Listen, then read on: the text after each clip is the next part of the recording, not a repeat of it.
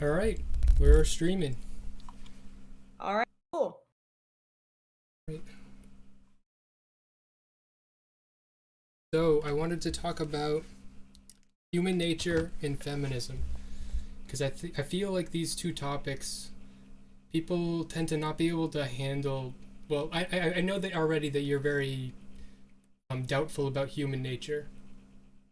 Yeah. I am very pro human nature. In my opinion, human nature is like the goal of psychology is to understand human nature. So like if you were to Mm, solve for the human brain, that would be that problem is the human nature problem in my opinion. So I find that very valuable and interesting. I don't think we could get it very easily, but when people talk about human nature and then they talk about feminism, they get stupid and like I want that conversation to be like better and but you can critique my ideas about human nature as well. of course, yeah. Okay, because I've Um, listened to your stream and you definitely have articulate opinions about this stuff. Thank you so much. Yeah, yeah. Okay, so like I said, I think that human nature is basically the problem that psychology as a field is trying to solve. So I believe that women and men are different, but I also believe, and they're different in ways we can't easily test. And most of the differences we observe are probably social and like behavioral learned. But I believe Mm, there are differences. But even if there are differences, doesn't mean we should treat people different. And I hold those two things at the same time. okay. Um, I I guess I had things prepared for feminism and then for human nature, but I'm coming into this and I'm realizing like the I guess it's the way you phrased how you were initially laying out the topic. Human nature is a set of or it's generally presented in philosophy and in the parts of psychology that attempt to describe it to some extent.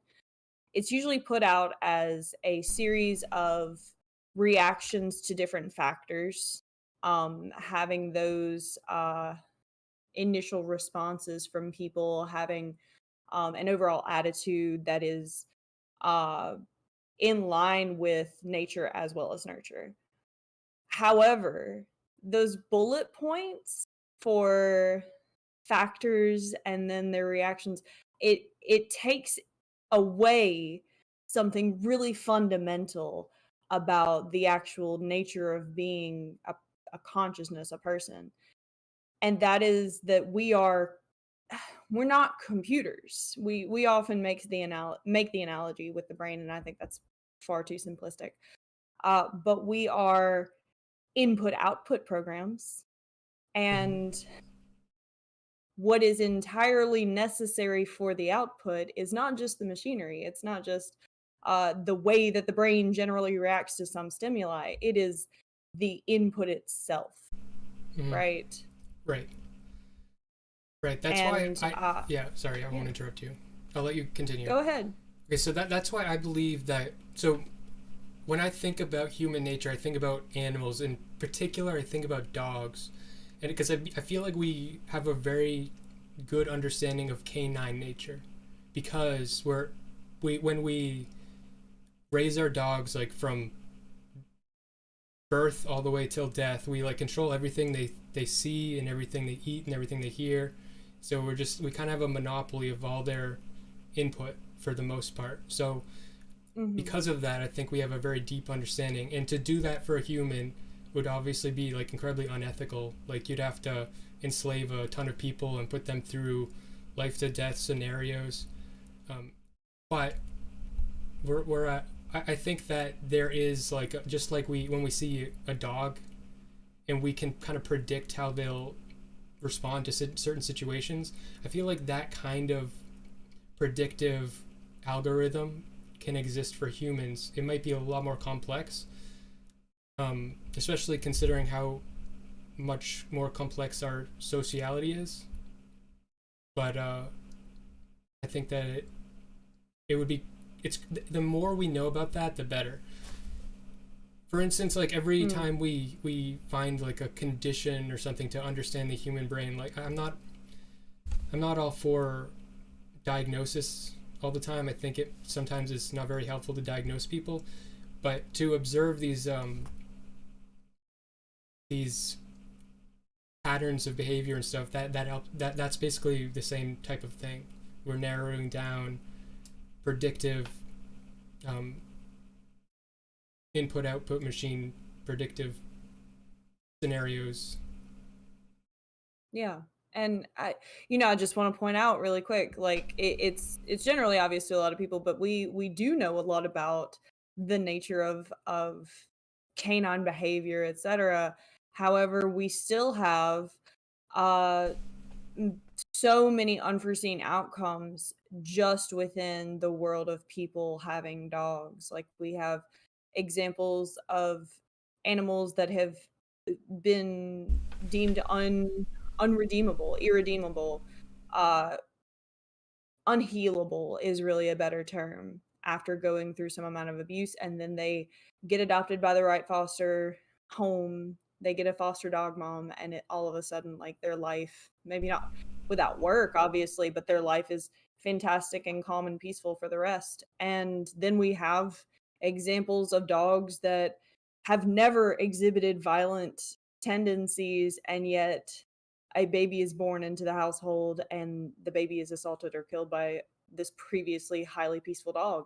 Like it's and you could take either one of those and say dogs are generally peaceful around humans, they love each other, and then you could also say, well, dogs are at the heart of themselves pack animals, and animals that hunt to live, so it's not surprising that this happened. And it's like trying to phrase these in absolutes as if they're all absolutely a part of dog nature, When as if I there's a platonic dog that is both of these things. At that point where you're observing that variability, it doesn't make sense to have a single axiomatic this is dog nature. Right. Well, I agree with that 100%. But when I think of dog nature, I really enjoy training dogs and being around dogs. And when I think of dog nature, I'm thinking, like, when I think of that aggressive dog that can't be fixed, I don't believe that they can't be fixed. I think that there's like an algorithm for dealing with a dog like that. You like be very slow and try to like achieve trust with the dog, and you try to get Mhm. closer and that kind of thing, and if that doesn't work you move to the next thing, but you generally kind of know the path you have to go down. Okay. So all of this being an analogy for studying human behavior, right? This is what you're describing to me seems to be that there is a series of behavioral patterns for us and dogs in relation to one another, that if we follow those patterns generally, the dog will respond in the way that is expected, usually. And to me, patterns of behavior are the best that we can get for something akin to a real life model of human nature. I feel like almost human nature is almost like a myth at this point. Hmm. Like we started out with, you know, I mean, yeah, there are ancient Greek philosophers who were studying human nature, but they also were the people who put to death Socrates for asking too many questions and did a bunch of other wild shit. Like, excuse me. You can Um, swear. it, yeah, thanks. They also had a lot of other wild, crazy ideas about not just metaphysics, but also psychology and also other forms of sciences that they were, while integral in building and creating, that they were not correct. Okay, I'm not very attached to that stuff, and also you're a lot more educated on this stuff than me, so you know a lot of this this context to philosophy. So most of mine is kind of just like more bullshit, and I just like made it up. So, um, That's fine. Yeah. but for me, like with a dog, with most mammals, because I like to do, I like to binge research on like human to animal relationships and compare them. And most mammals I find have certain similarities in their sociality, or like how they form bonds and relationships. And most mammals sort of desire a certain type of closeness, and I would say that that is like nature of mammals. They kind of want, and so that and it's like it's a want or a need or like a drive. And so we know that dogs want trust, and so knowing that they want or have a drive for trust and like connection enables us to kind of predict that. Like, so when you want to train that aggressive dog, you're like, okay, this dog's aggressive, but I know that he doesn't want to be aggressive. I need to prove to this dog that, you know, we can actually have a bond here. And you try to get there. So I'm not saying Yeah. absolute, yeah. Yeah, for sure. And I'm not trying to criticize you for trying to be absolute or anything like that when I say this, but You can. I think it's interesting when observations like this are made, and then my immediate thought, frankly, is, well, there are plenty of completely solitary mammals who only, especially in places like Mm, Siberia, who only get together to breed. And right. so we could say that replication, I think, would be a fundamental part of mammal and animal existence. Replication being something that oftentimes, especially with animals with traits that humans find amicable, that humans find attractive, yes, they're generally pack animals, things like dogs and elephants that we've been Right. really extensively able to effectively communicate with. To pinpoint what I meant specifically, excuse me, it's not the I didn't say excuse me, you wouldn't have known I burped.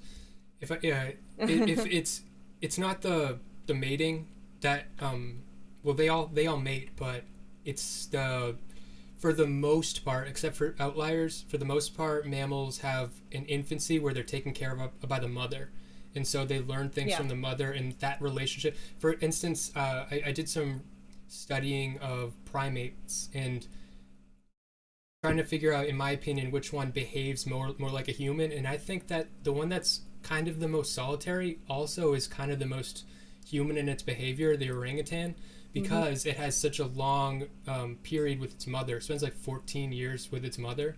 So they have that same kind of relationship, even though they're solitary. Yeah. That's really interesting. I didn't realize that they had such a long Yeah. parental guidance period. Like that's hella interesting actually. And I've heard that orangutans are considered the closest in general communication style, I guess, and active being to humans. And a long time ago we were thinking like, oh well, maybe it's gorillas or maybe it's chimpanzees, things that are like, you look at an orangutan and you don't think we're related to that. You No. can kind of look at a gorilla and think, hey, we're related to that though. Yeah. Orangutans are real Yeah. ugly.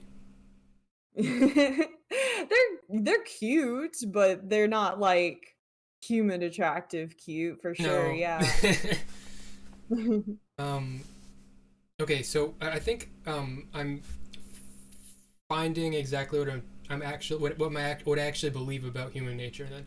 So maybe Cool. when I'm thinking about human nature and I'm thinking about how the thing I'm the object in my head, how that comes about or how that's formed, it's by the physical or um, material existence of the creature. So a certain being, like humans have certain relationships to their parents and certain life span or time frame of being a child. So you could say from that standpoint that human nature has changed as society has changed our relationship to our parents. Hmm. And when a lot of people, just to clarify, when a lot of people talk about human nature, they often talk about it as something immutable. How do Right. you feel So about the idea I it's was getting there. unchangeable? So Yeah. that makes it an immutable spectrum. So, well, that specific property of um, there's a word for the time frame in which you're parented. I don't know Mm, that word off the top of my head. There's a word for it, but that yeah. would be a specific property. But like so, another so when we're talking about like feminism and stuff and human nature, one specific thing that I know that's different between men and women, um, at least from some studies, is like women like slightly better different temperatures than men, like on average. Yeah. There was like a Google memo that got canceled and everybody called it sexist. But one of the things it said that was really sexist apparently was that if we want to be more accommodating to women in the workplace because there's not a lot of women around was the premise of the memo, then like maybe we should change the temperature a little bit so like it's better for women or something like that. Um, but I mean, that would be an that's immutable a yeah. characteristic. I would say, okay, I don't know that that's an immutable characteristic because we are seeing people being born larger and larger. I'm an example of that. I'm a giantess, right? I I prefer slightly colder climates because I have a larger body. The reason behind this physiologically is because lots of women on average are smaller and have Oh, less muscle density. okay, that makes a lot of sense. Yeah. That's pretty obvious. Yeah. I guess then But the yeah, like only women who are of that average physiology, they do tend to get cold easier. Great. 1 second. For sure. Oh no.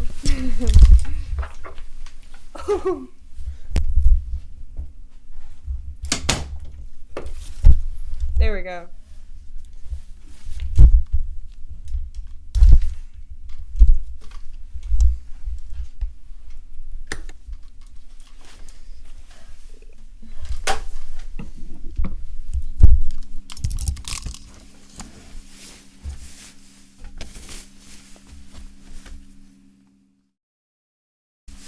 There we go. Okay. Well,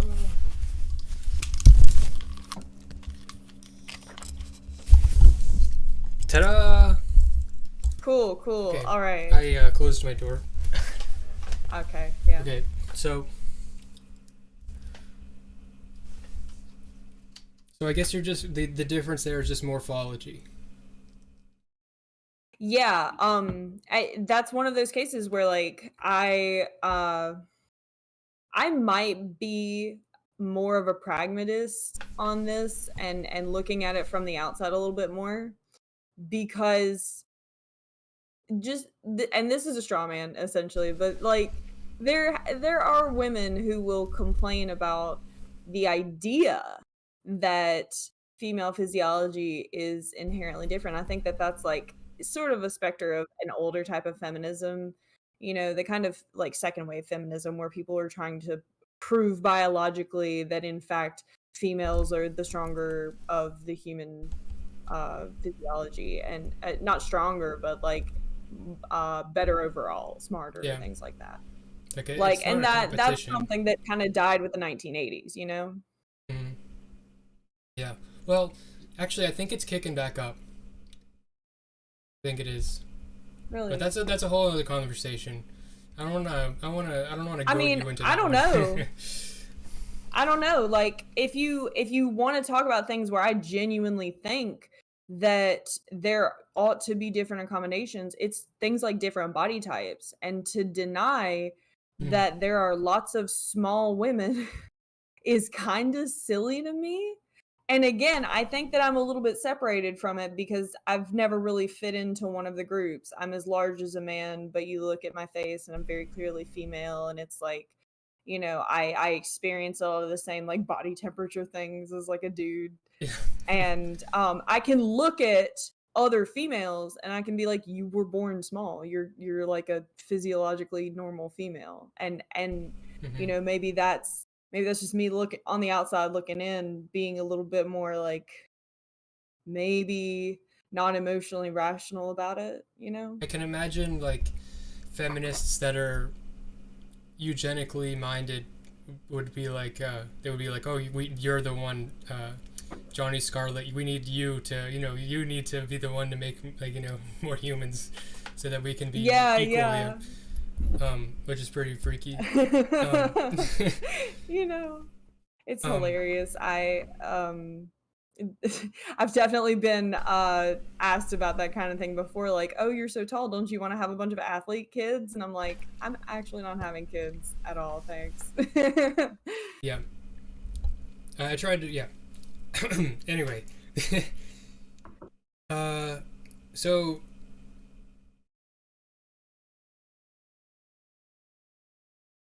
Hmm. so do you think it's worthwhile to try to find? So that's here's my dilemma. I think that trying to find aspects of human nature, or just observe humanity and try to understand it better, like the study of psychology, um, is incredibly valuable. But I feel like a lot of feminism, either feminism essentializes the genders. There's different types of feminism. Either there's essentialist feminists, or there's feminists that try to say there's no differences. And I think one of the more common ones today is the no differences. I think it's getting very popular. But I think both of those are ridiculous. Like, but we can have differences and treat everybody the same. Like, Mhm. just so for instance, something, and I'm not confident about this, but it sort of makes sense. Like, Jordan Peterson talks about how, like, women tend to be more agreeable for whatever reasons that may be, and then he talks about, this is his words, that he talks about how that leads women to having different careers and stuff. And in my opinion, the position of women in society often allows for them to not need to try to get really high paying jobs, and because usually those jobs kind of suck, and so if you don't have to Mm. do those jobs, then, like, why would you? um, Mm. so but if we're trying to observe human nature, like, if that were the case, and it might be and it might not be, if it were the case that women are just going to be more inclined to different jobs or something just because that's what they want to do, then that would be important to recognize that that's a difference, rather than trying to say, no, you have to do, because you're not equal until you do all the same things. Well, okay. Let's put this into historical perspective real quick, right? And you're cis, right? Hmm. Okay, so you didn't grow up in the position of a girl or anything like No, that. I wanted to Um, transition for a while, but I never did. yeah, and thinking about it is just as an aside, thinking about it for a long time is not a bad thing. But that being said, I need to emphasize just how close in the historical record. It's kind of like how sometimes black activists have to bring out actual charts that visually illustrate how close not only Jim Crow but also slavery is in the general American history. And when I look at time periods wherein women were still being sold effectively in lieu of divorce, women were treated and traded within families as property in order to transfer property because they would do it by marriage in order to do things like avoid taxes and also to keep it in their general family line, but choose very carefully who to give the daughter off to in order to build wealth, right? So that's being traded as property effectively in a slightly different legal manner. Yeah. um and all of that is very close to us, and the expectations and rules, not just unsaid rules, but also explicit rules that are given to young women and to very small infant girls as well, are reflective of that older time period, especially in places like the South and the poor rural South where I grew up, where it was just expected that most people are not going to build wealth in their life, most women especially, until they get married and until they have someone to support them. And possibly their kids can build some wealth too, but it's never really expected that the young woman is going to go out and do something higher than get a really great husband. Um, and I fought for most of my childhood and most of my like young adult life to get out of that system, by excelling and Right. showing people that I didn't have to get married to do that kind of thing. And that was really hard, but I was essentially a mother to 3 kids who were my siblings. That was expected of me to act motherly. It was expected of me to keep my voice down in places and to not argue with people and to have certain conversations only with women and to have certain conversations with no men in the room, or to be very respectful of men's sensibilities whenever they would do things like compliment me Right. or assess how I look or anything like that. It was expected to be very welcoming when someone offered for you to date their child or something like that, and to even be proud of that sort of thing.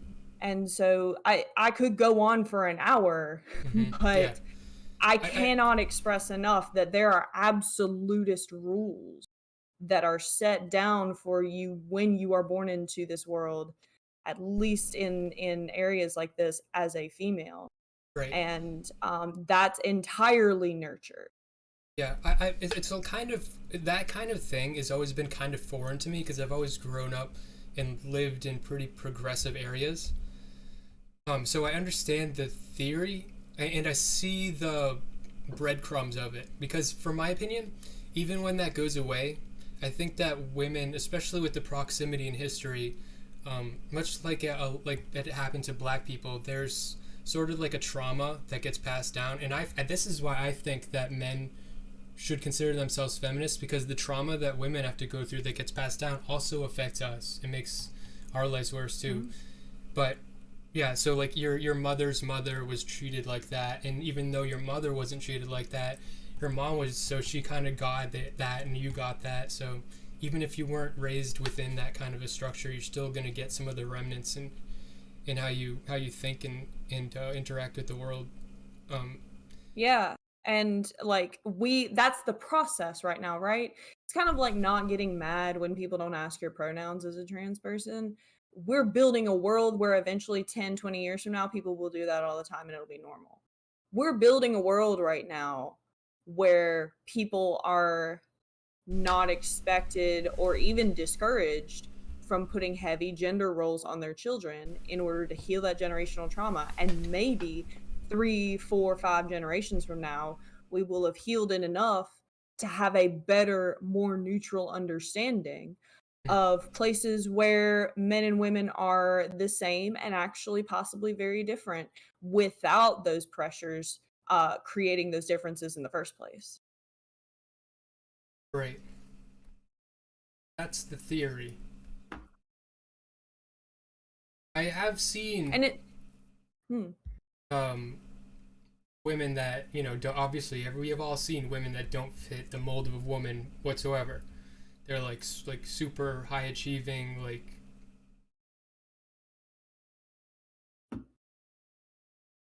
top of their CEOs and stuff. Like we see them. So maybe you are right. hmm. It's just such that type of ideology though. While I completely agree, and I like to think about it. Well, I tend to think about it, like I said, in terms of like trauma that's passed down, and it's really hard to kind of get that out. Not just trauma, but behaviors and expectations. Like it can be beyond trauma. Like it can be neutral or positive things, even. Mm. But that type of ideology, that systemic view, I think kind of limits our ability to think about it in interpersonal interactions in day to day life. Like a lot of feminists, I recently posted and I deleted it.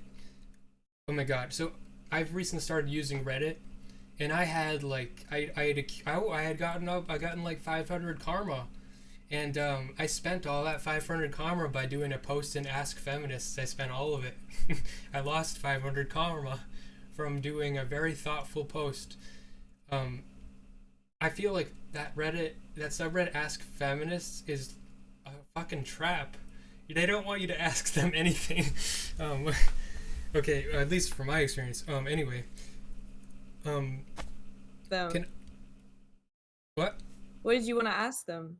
I was asking them about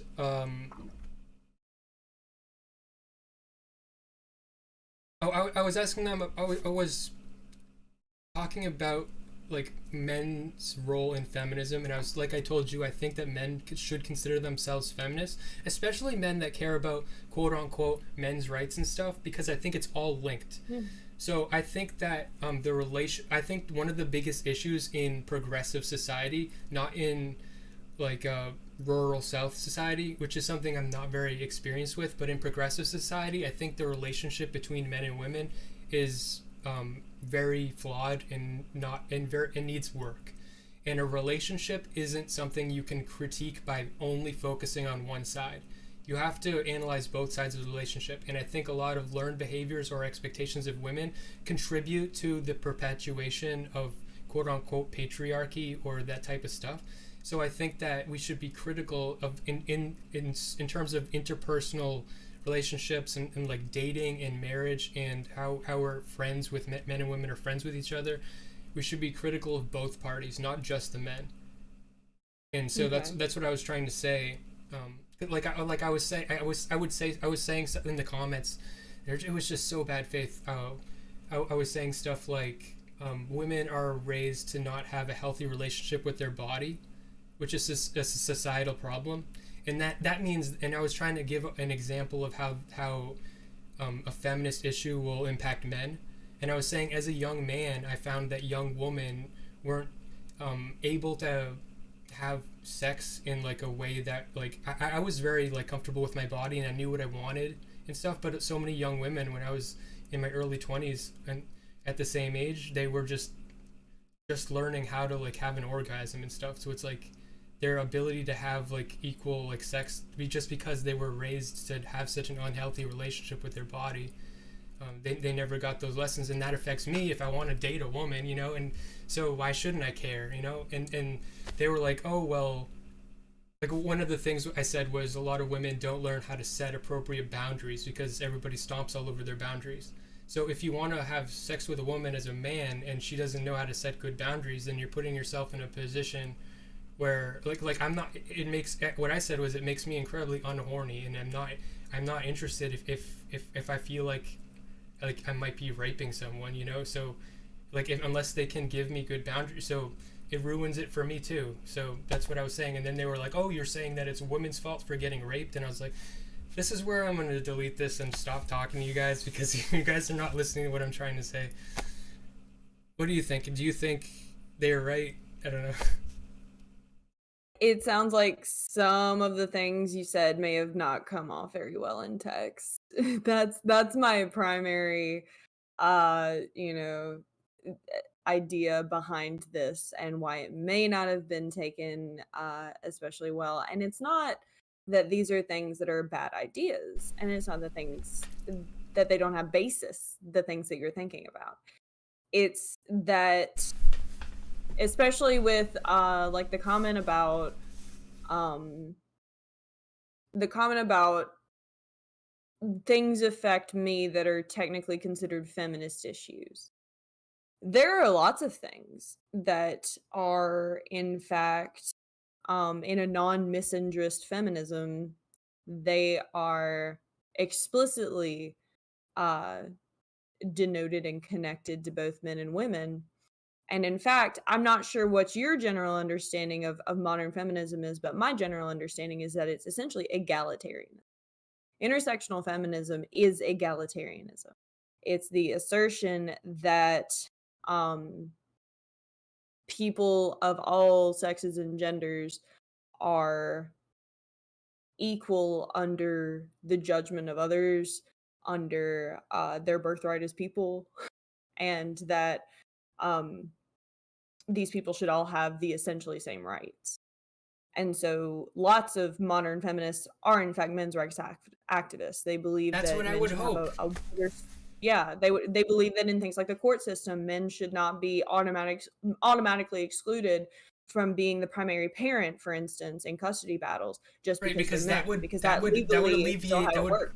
that would alleviate the pressure from women too to be parents. Like so, when you help one side, you help both sides.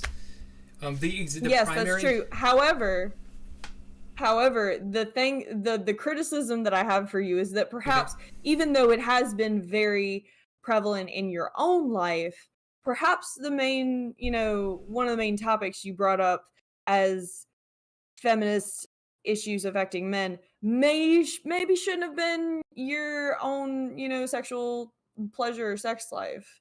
Like, it's That was not a that that's critique I got. wrong. That It's was a not that that's critique I got. wrong. Well, that was one Yeah, of many yeah. examples. My primary example, that was the main premise of the post, and I made a brief vlog video about this. But Yeah. I've developed one of the I said so many things that they got pissed about, but I've developed a resentment of women for a specific thing because like when I used to want to be and one of my things I said in the post was that I think we should be able, as men and women, we should be able to talk about the things that we resent about each other because that's how we're gonna fix the situation. Like we should just admit it. But there's one thing that I resent about women is and when I went to art school, I had a lot of female peers that ended up getting like taken under the wing of like men, or they had like people support them, and they just had certain things happen that never happened to me, and I felt that very deeply, and that made me want to be a woman, and it made me hate being a man, and it made me feel like being a man was to be. I don't want to have to be like a lone wolf and stuff. But my vlog and what that post were about was that I don't like. I resent that women are so defensive about being supported. Um, Mm. like they act like if you're a man and you're trying to encroach on that territory, it's like because like women won't want like women don't like to date down generally, and they don't like to date men that make less money and stuff. It's like I would be such a good housewife type. I have every skill you could possibly need for that, and it would be perfect for me. That's not gonna happen.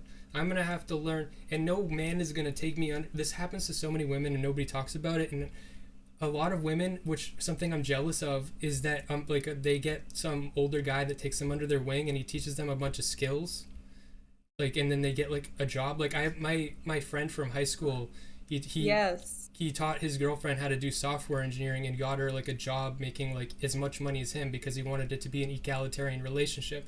No woman's gonna do that for me. The chances are very slim. So Let I'm very me jealous.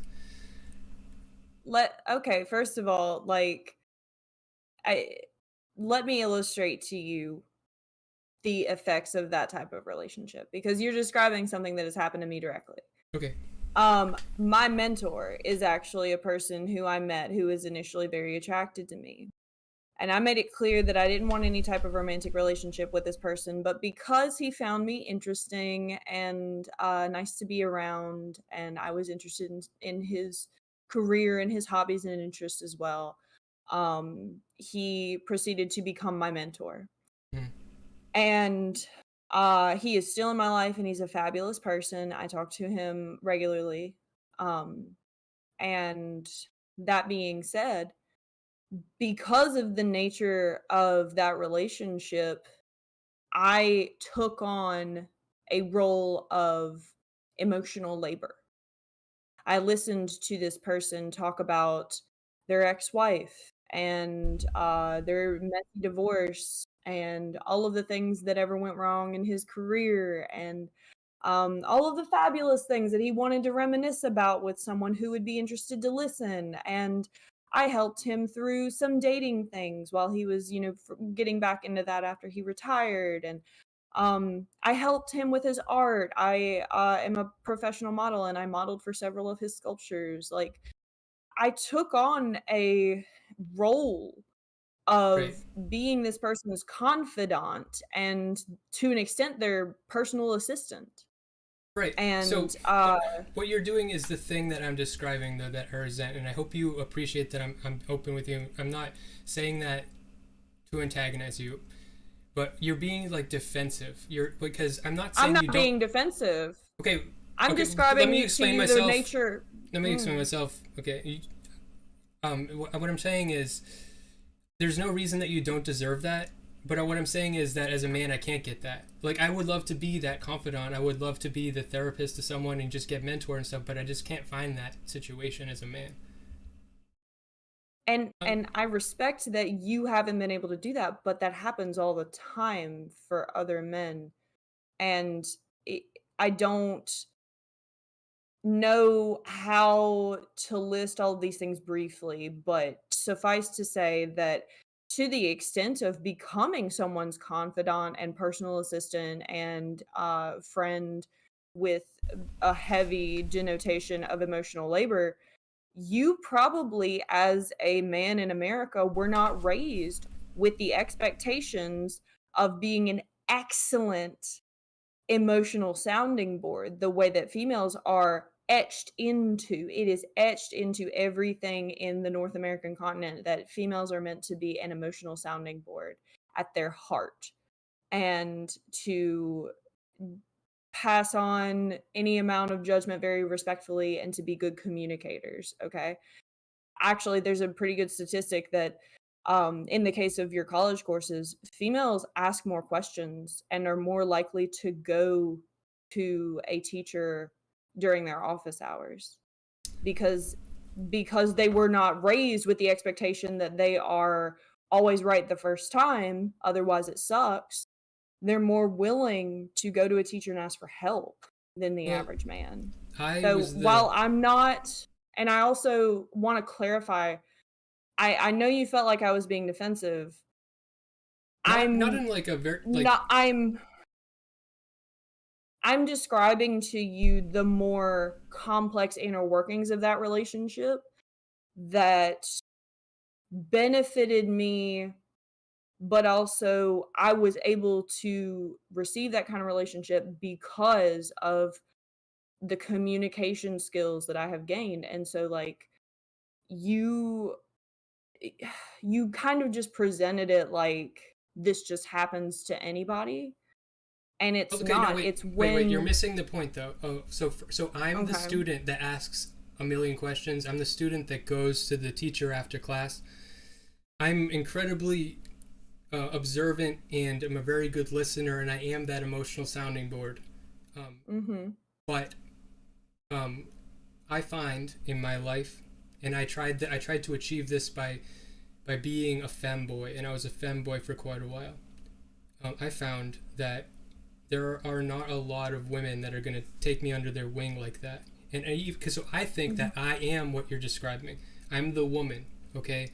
But it's just no place for that. And I resent that women have that opportunity because we have that expectation of them, but I don't have that opportunity. Maybe there is an opportunity there, but I haven't found it, and I'm not going to bet on it. Now I'm like, okay, well, if it's not going to happen, I'm going to have to be that lone wolf. And I'm going to have to, and so what I did was I spent 2 years learning web development. I stopped making art for 2 whole years. And that took a toll on me too. And um, I had very tenuous mentorship where it was like learn it on your own. You know, like if you're asking questions, you're not good enough. And I just had like what I consider a very typical man experience where you're just emotionally isolated. Your support systems, like as far as financially isolated, you are isolated from your like mentorship and stuff, and you just got to do it all on your own. And I completely see that that is definitely going to be an issue, especially if you're looking for a male uh mentor, because an older man is going to expect you to do everything yourself. Female mentors are more likely to pick up female mentees. And even I would say, and this is something that I haven't touched on yet, but I do want you to think about it. have you considered that there are a lot of people who are older and who are seeing that we are trying to move into an egalitarian society, and most females, when they get out of high school, um are not always expected to do well in college. If you've heard of an MRS degree, that's just to go get your husband, essentially, go get your missus. That's Yeah. what's expected when a lot of women go to college. And so when a mentor type figure sees an exceptional young woman, but they also see other exceptional young men, they're probably going to be more likely to take on the woman Right. because women are already disadvantaged. I hate that. I resent that. That has made my life awful, because I wanted that. That was the path that the young me, the 18-year-old me, 18 to 25-year-old me, 18 to 23-year-old me was like, that's the path. Um, Not maybe like I wanted to just, I believed that if I just become the best artist and it'll all work out, and it worked out for a lot of Yeah. women in exactly that way, and it didn't work out for me. And I'm 28, I'm almost 29, and looking back, I just have all this resentment now, and I wished that. Yeah. So I feel also when I talk about this kind of thing, I get dismissed a lot, like, but No. this isn't a Um human nature thing. This is a social thing. Like, yeah.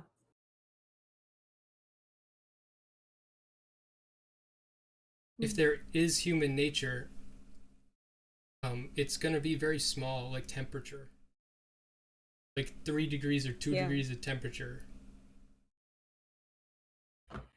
And this is just a general word of encouragement, but I didn't find my mentor until I was 25, and I never went to college. I mean, I went to college for like a year.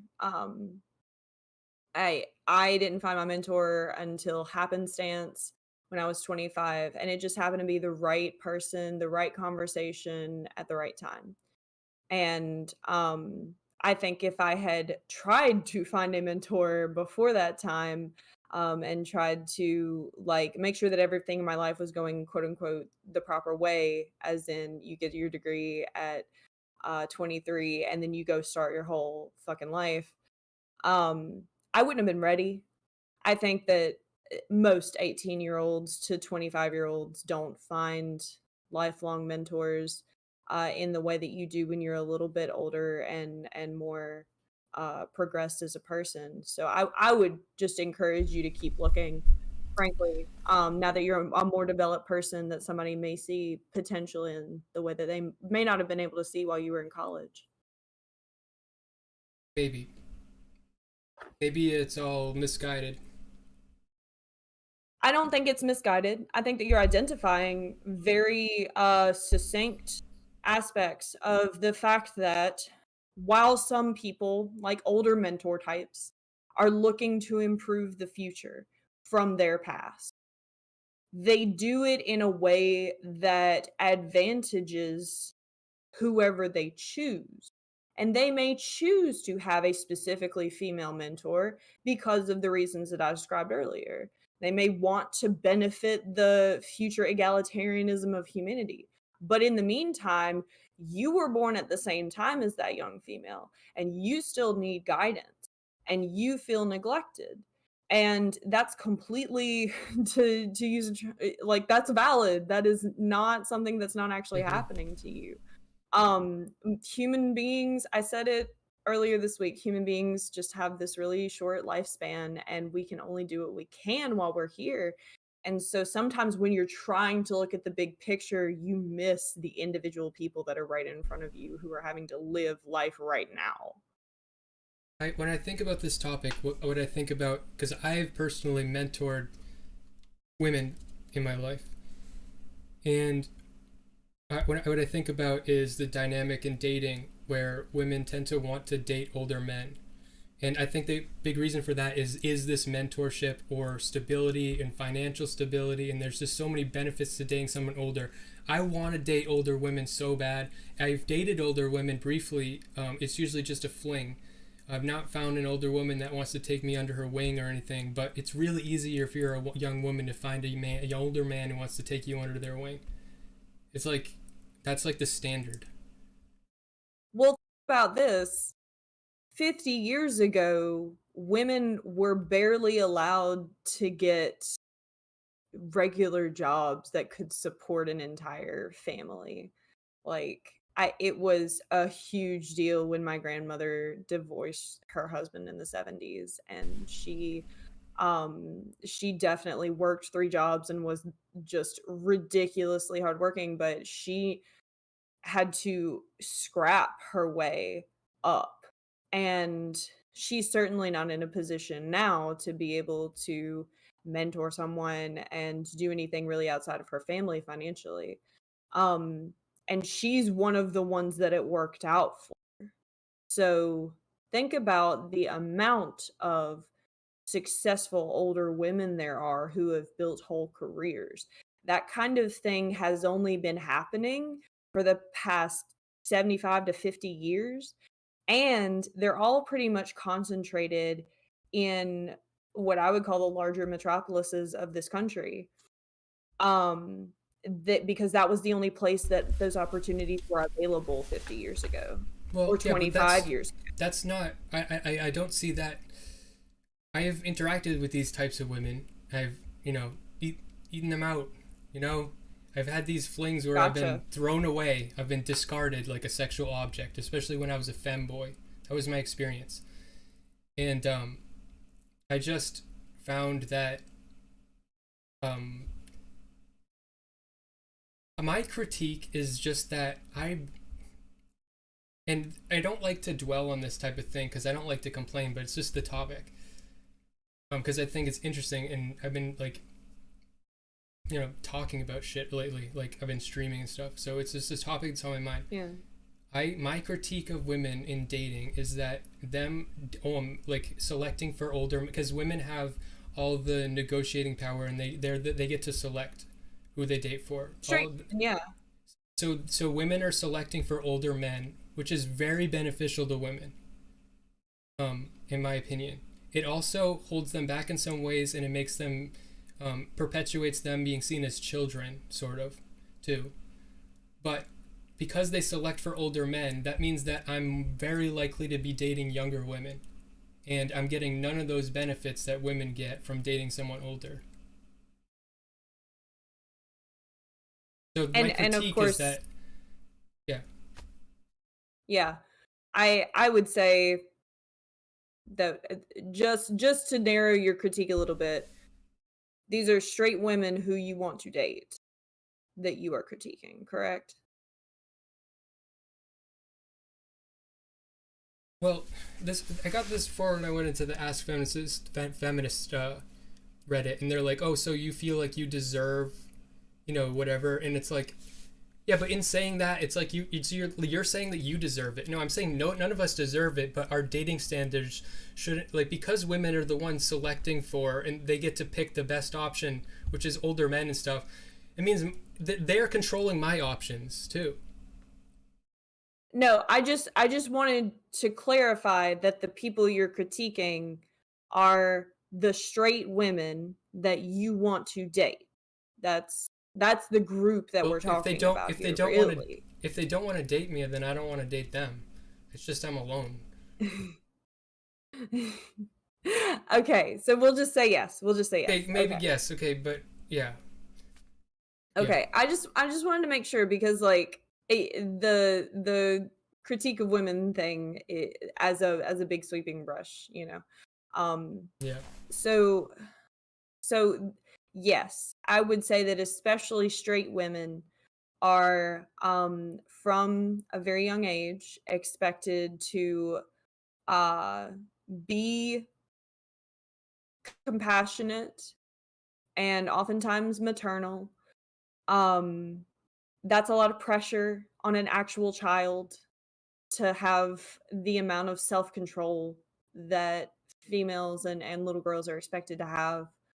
Um, and that I think contributes to the phenomenon of wanting an older person, because for a lot of little girls, even in the best of situations, their ability to be fully unabashedly children, and to have that period, that lack of self-control that children are kind of expected to have, like, that's really cut off for most of us.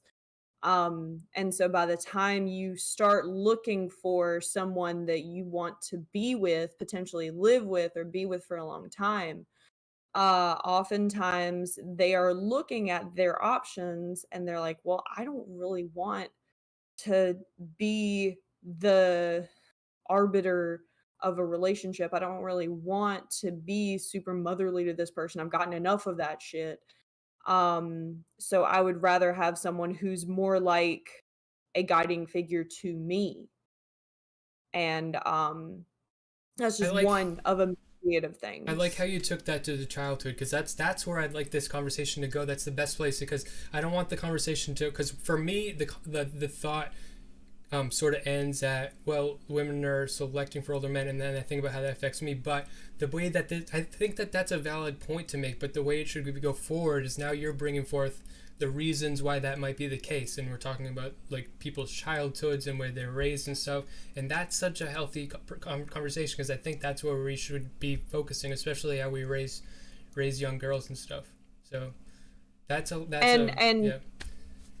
just to expound on it a little bit, I myself dated much older men when I was a more immature person, and I found later on that it was because of two factors. Number one, my own immaturity. Uh, and then number two, the idea that being in a relationship was necessary. Not necessarily getting married, but that being in a relationship was necessary to my self-worth as a person. And so especially girls who are raised in a even more traditional sense, that they retain and do expect themselves to get married very soon after high school or college. If they go ahead and let their immature college age selves decide that forever, then yeah, they might end up with a much older husband who was interesting and mature and helping them. Now, as I got older, and I helped myself, and I became a much more mature person, I found that I wasn't gravitating towards these older guiding forces anymore in the dating pool. I was gravitating more towards people my age, around 30, who were also helping themselves and becoming, mature whole adults. But yeah, if you are a female and you're expected to make that decision very early, you may never end up making those discoveries about yourself. Well, yeah, that's true, but I feel like it's just a good choice. Like for any individual, if you can choose who you're gonna dating someone, if as long as they don't suck and they're not like abusive, dating someone older is gonna be good for your life. Generally, being around older people is good. Um, like I said, I never dated my mentor, but being around him, being around his friends, being exposed to high level engineers and their patents on the table and things like that. Like that's been highly effective for me, but it's also like just the sheer life experience of a sounding board that, I have with my grandparents and with my mentor and with other people like that. You know where It's invaluable. I just unlocked a memory, or a Yeah. realization. So my mentor, when I was learning web development, he's right now he just retired at 28. He's living on an island Wow. now. So he's a genius, and he's a very driven person. And so I knew him since high school, and I was very close. I've cut him out of my life. I was very close to him. I had a lot of experience with him. And then in the past like 4 or so years, or 5, he started dating his girlfriend. And he started mentoring her, but at the same time he started mentoring me. And the thing that really messed me up inside was how different that relationship was to me than it was to her. It was so cruel and cold towards me, and it would be like, do it on your own, whatever. Like, and towards her, it was every day, a constant, extremely compassionate um, effort, and that's probably where I. That's probably a core of why I feel this. And yeah, it's that combination of how straight males associate with females that they are engaged in romantically, and how straight males tend to interact with their friends. Like it's two But different phenomena, but it the is thing you're missing, intersecting right here. the thing you're missing though is how women interact with the men they're dating. So there isn't the case where women, or not very often, will have that relationship with the man they're dating. Like women will complain. I hear this all the time in like feminist podcasts and stuff. They'll complain about how when men aren't good enough and they hate having to like teach them shit. They're like, oh, this guy's a fixer. Get a better man. Just get a better one. You can, because women have the option to get a better man. So just ditch him and get a better one. If he's too lazy, if he's not good enough, why don't you just get a better one? Well, men will have this attitude of, you know, I'm gonna help her. I'm gonna uplift her. I just don't get that from women. I don't think you should. And I don't think the women should get that. I think that you're identifying this phenomenon as a positive. Whereas, in fact, it is the case with many people that whatever help they truly need, if they get it, it's because they give it to themselves.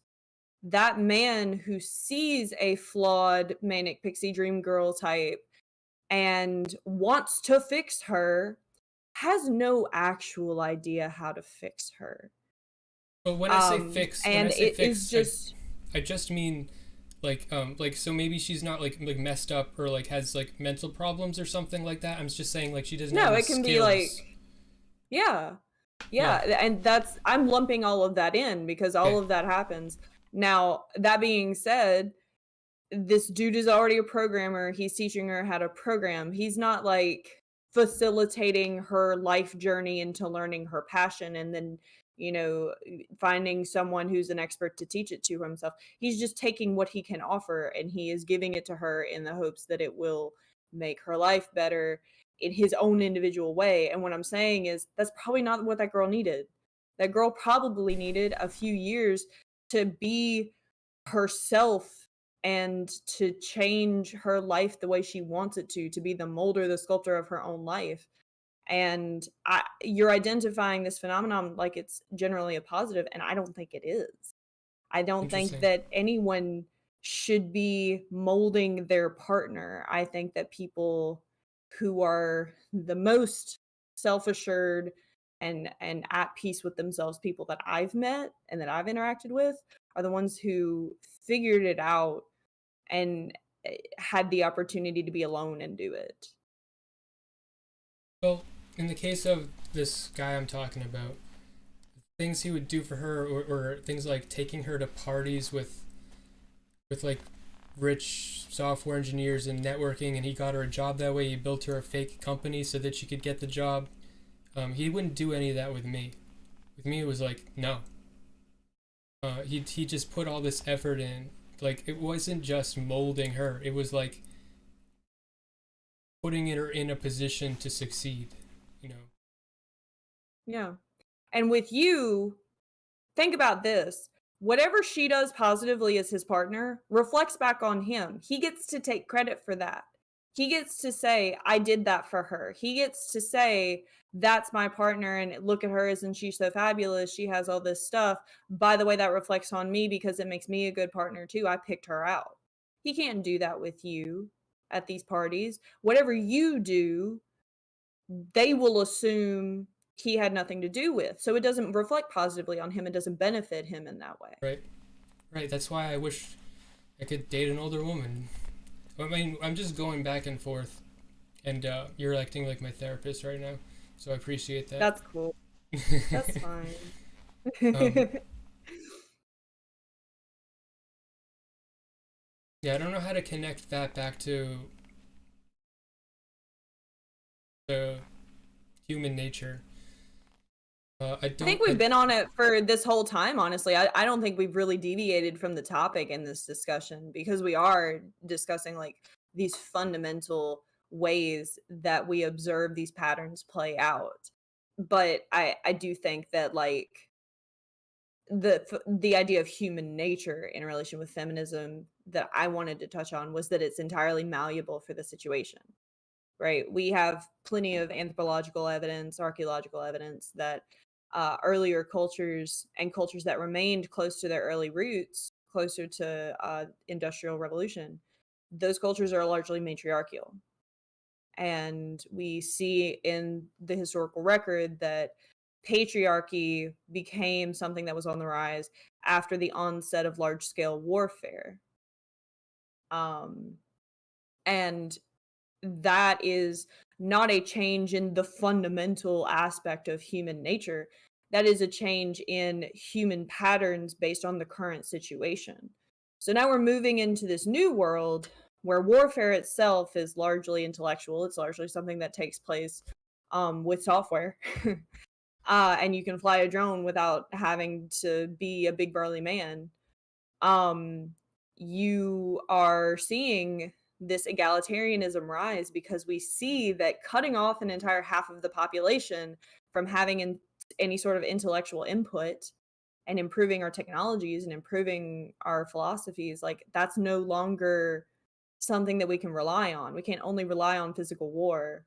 We have to invest in everyone intellectually so that we can all contribute.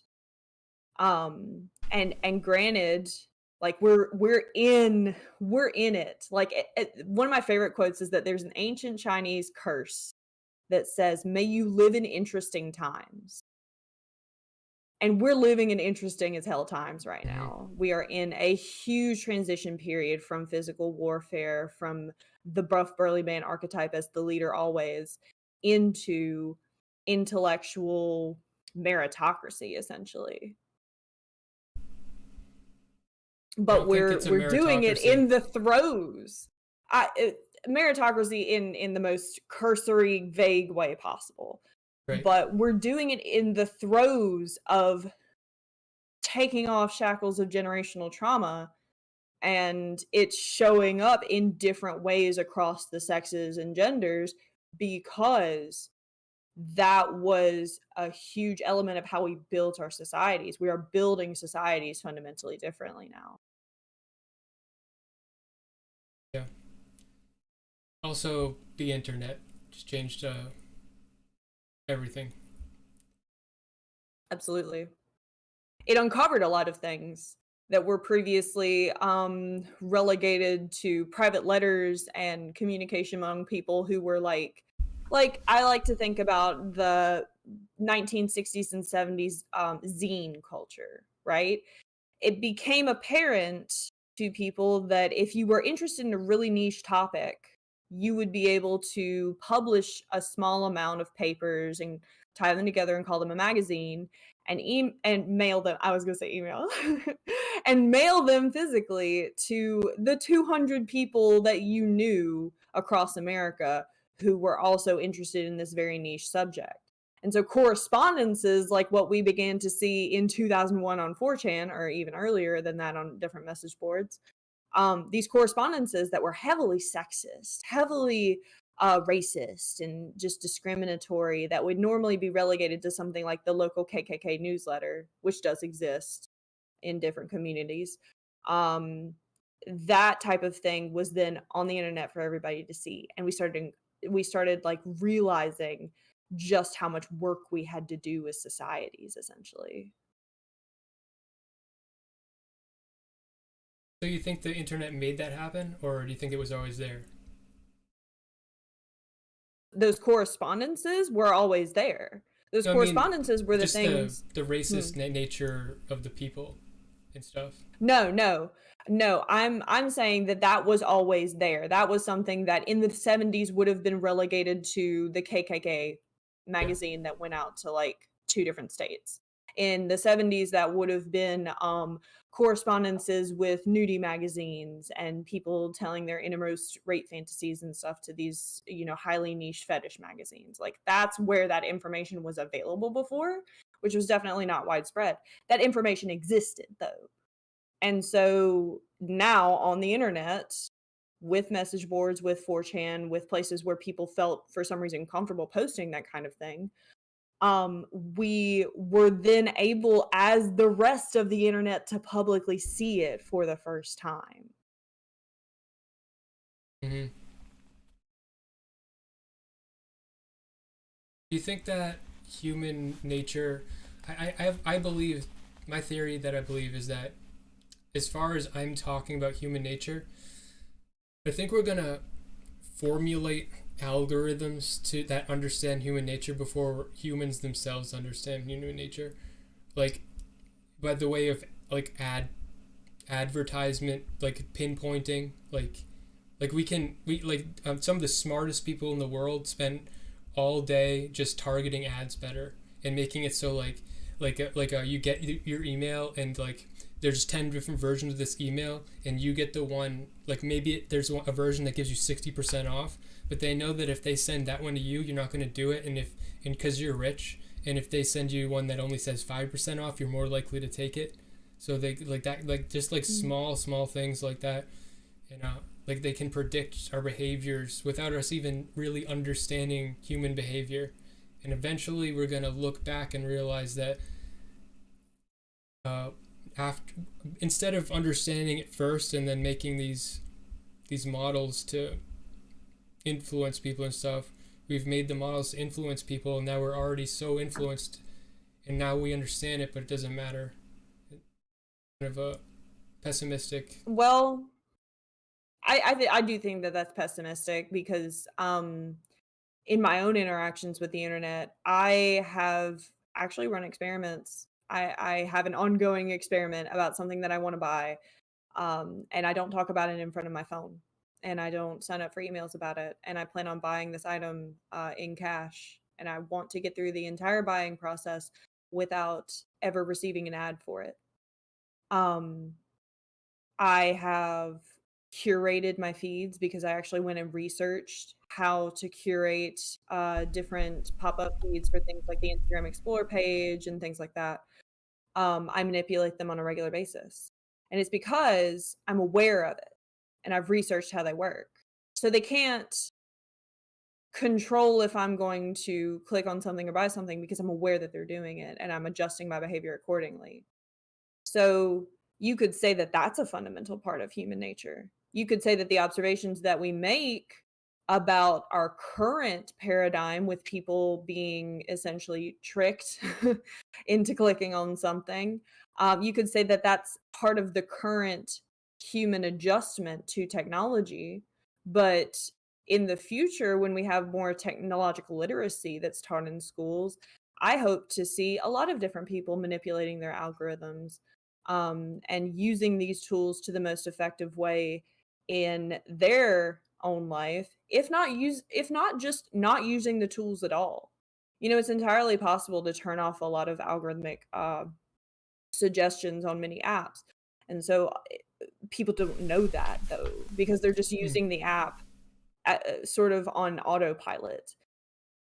Using the app on autopilot is one aspect of how humans are interacting with it, but then the actual change in behavior to prevent that algorithm from tapping into you in an effective way, like, that's also part of what makes us human.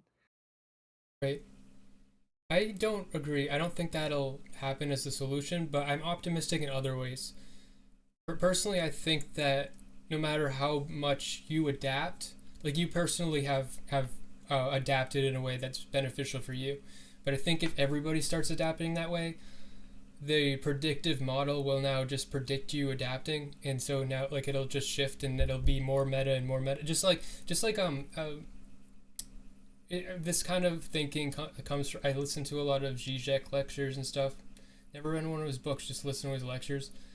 But he talks about how once you think that you're outside of ideology, now you're you're even more stuck in ideology. Like once you think that you're not subject to it, you're stuck more than ever, but you just can't see it anymore because it's a bigger umbrella that you're under that's like above your level to think. So no matter how far outside you go, you're still trapped. But But that's an ideology. Is it? That's an ideology. You're talking like I just don't think the analogy stands because on the first hand you were talking about software and algorithms that are predicting human behavior, which are in fact programmed by human behavior.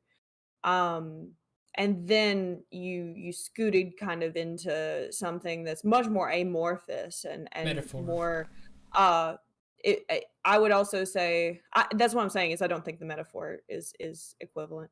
Um, because an ideology is something that itself is not, it's logical to an extent, but it can also be highly illogical. Like that's the limit of the human mind, is to be illogical essentially.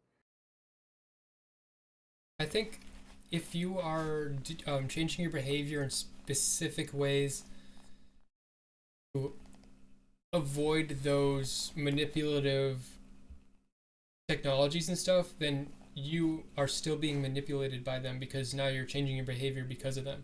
And then eventually, if everybody changes their behavior in these ways to avoid the manipulation will occur in the ways in which you avoid it because it's very predictable because they'll know exactly how to avoid it. They'll know exactly how you can avoid it, and then that's now the target. So, but I think that I'm optimistic in that I think that as that I believe that'll get worse and worse. But I think as that gets worse and worse, it'll get worse and worse in such a way that it's like, okay, we need this to stop. Like, I would hope. I think people will be like, okay, no, that's not acceptable for society. I would hope. But that's an adjustment as well. That itself is the logical conclusion of adjustments. If you adjust and you adjust and you adjust and it's never beneficial to society as a whole, then eventually society as a whole will, in waves, of course, adjust to the point where they no longer allow the original thing that you are having to adjust. Right. And that's not, I wouldn't say that that's being manipulated. I mean, yes, literally, that is a behavior manipulated by the software algorithms or other forms of social media technology. It's literally manipulated by it, but it's just another part of our environment at that point. Like we adjust to it in order to benefit ourselves, and we do that with everything. Human nature, and I think I might agree, is adaptive. Hmm. Adaptive, and then in any part that isn't adaptive is just your pure physiological condition. Hmm. And it's when you get to something as true as like fundamentally true about people as adaptability and our unfortunate ability to be frogs in a pot of boiling water sometimes. Um, when you get to something down to that, it becomes true for pretty much everything that exists on Earth. And so I think our goal has become less as philosophers to identify human nature because we worked on that for so long, right? Like the ancient Greeks, I think it was the Aristotelian camp, and especially the Stoics. The Stoics had, I believe it's 4 fundamental virtues of human nature. Virtue in this case meaning very precisely uh, a ability or activity that benefits the aim of the original subject. So the virtue of a knife, because a knife is meant to cut, would be its sharpness, right? So the virtues of how to be a human are things like analysis and compassion and justice and courage and shit like that that Mm. allow us to be not only rational but also social. And like I said, we just worked on that for a very long time and we came to this sort of consensus around the last 200 years or so that that's a question that's highly subjective and highly attuned to the general point in history at which you find yourself. Um, and so being absolutist about it has become kind of faux pas, and I think that that's correct, frankly. While I do also believe in those general things as positives, I also know that the sliding scale for how much to use them at any given point in your life is highly variable. So we've come to what I would call a more bright future mindset. We've come to this place where we realize, okay, what we do now, regardless of if we ever would have done it in the past, regardless of if it's fundamental to human nature, we know that we can affect our now for the future. And so a lot of philosophy I find has adjusted into less of a descriptive and more of a prescriptive. Like, you in 2022 would behoove yourself to write to your senator about things you care about and support low carbon emission type things, like engage in ecological safety. All of these being actions and political actions often where I would consider politics to be philosophy in action. You believe it is your philosophy that the earth is something to be protected and that humans are arbiters of that, and therefore you adjust who you support and how you live your life in order to affect a positive future in that way. Yeah, like the bright future mindset essentially. I don't like either descriptive or prescriptive. I think I feel like there should be a middle ground where I want to see observant or like empathetic. I think that prescriptions in themselves, they're not going to work for everyone. And I think that descriptions are also not going to work out for everyone. I think we should try to just take people for where they are. So that in that taking people for where they are, sort of for me, I think I have this attachment to human nature because to take people for where they are, you have to have some kind of ground groundwork or like something to stand on. But I guess maybe that's just yourself. Hmm. Yeah, I can tell sometimes after I talk, and then you look down because you give all this context of like the history and stuff, and like you have a lot of smart things to say, and then I say something, and then you're like, oh, he's not as smart as me. no, absolutely not. No, you were slightly lower on my screen, and so like when you talk, I prefer to look at you. Um, no, I do like genuinely want to give thought out responses though, so I hope my pauses are okay. Um, that being said, like there's an aspect of this idea of looking inward that is very important in modern philosophy, and I don't think I know that it's not a an accident that more Eastern, more inward philosophies, like Buddha consciousness and like awareness and silence, those practices are becoming much more mainstream than the sort of esoteric, like uh, wild East sort of media paradigm that they used to have in like the golden age of Hollywood. Um, this more practical sense of the ability to feel what is at the bottom of yourself, right? The what is underneath your thoughts because you're not your thoughts. What is underneath your body because you're not your body. It's that silent awareness, and that's a skill. It's a skill, right? The Buddha talked about it in much more like flowery language, and so a lot of people have taken it as very philosophic and almost metaphoric. But in fact, it is the skill of meditation. It is the skill of silencing your brain, which causes you to ignore a lot of worries and problems until you can actually affect them. And finding and in some sense touching the bottom most fundamental part of your consciousness. And whereas before, so much of psychotherapy and so much of the medical field and so much of self-help, if it even existed for humans, was generally associated with letting other people know how fucked up you are on the inside and then hoping that they can magically cleanse you, or that they will forgive you of your sins if you go to a Catholic confession, or that they'll give you a Medicate lobotomy you. so that you won't think about it anymore. Yeah. So do you think that Yeah. underneath the introspection, where you analyze yourself, you dig deep, you spend time peeling back layers to see what's underneath, and you find a new thing underneath that, and underneath that you find a new thing, and as you keep going to the bottom, you following me, like what I'm saying?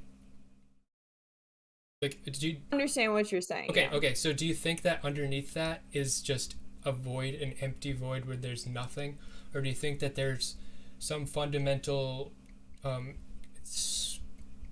some fundamental principles that all humans share, like human nature underneath it, or is there just nothing? So the idea that it is peeling back is very common. However, the practice in practice, this meditation and this, self-observance is actually a little bit more four-dimensional. Like, you don't have to never have a thought again, and you don't have to psychoanalyze yourself so thoroughly that you're no longer worried about anything ever again. That's not the trick. It's not literally peeling back layers until you find something that you're peaceful with. It's actually taking your body, calming it, and then almost pushing aside or teleporting underneath the space where the thoughts are. You push them aside. They aren't in your brain physically anymore. Um because you are literally turning the muscle that is your brain to a more calm state. Right, right, Once you okay. are underneath that, right, right. We're talking So about different the way things that then. Yeah. so what I'm trying to describe to you is what's underneath, for lack of a better word. What Once is you it? get underneath that, it is an awareness. And what that awareness does fundamentally is reach out. It is this silent point. And if you know anything mathematically about a point has literally no dimension. But what it can do is create a vector and reach out. And so that is the silence and that is the consciousness that's underneath your brain creating thoughts as a muscle. Fundamentally, underneath that, you are in awareness. And that's Sure, something I I think a agree. lot more special than a void. I don't think I agree. But I, th- That's I, just how it's described in that's just how it's described in with gurus like Eckhart Tolle and the Dalai Lama when they talk about this practice. That's the ray pointing out of yourself. That's just how they have described it. think that there's a soul. Do I think that there's a soul? Yeah. If you mean a soul as in a composite of your knowledge and memories, then absolutely. If you mean a soul as in a composite of your self and memories that lasts forever as that thing in some sort of like, magical angel dimension, probably not. I think the closest thing that we could possibly have to a soul would be human nature, if there was human nature. But like not Like a as like a, platonic human? yeah, like without any experience or without any knowledge or socialization, just, which is interesting because when I think about that, I think about cases like, have you ever heard of Jeannie, like that girl that was like abused being. There was some girl named Jeannie. Her parents, I don't know how old she got, maybe till like 10 or something. I don't remember the specifics. She was raised basically on like a child toilet type thing with Yeah, and I've heard of that. yeah, exactly, and she got no interaction. So she was raised to like a certain age like that and had no. So they considered her feral, and Yeah. by at adulthood she could only learn like a vocabulary of like 200 words like max. It Hmm. like dramatically stunted her mental development. But that's interesting from the perspective of if there's no influence. I guess you could call that an influence in itself, but it's extremely limited. Like with no influence, what is a human? And that is something that I don't even know if that exists. A proto-human with no influence. And I say that because of reading Kant, actually. Kant's Critique of Reason includes a section on something that he calls knowledge a priori. A priori is a phrase in Latin that means uh, without prior exposure. And an example of knowledge a priori would be the natural inclination of infants to mimic and to create sound.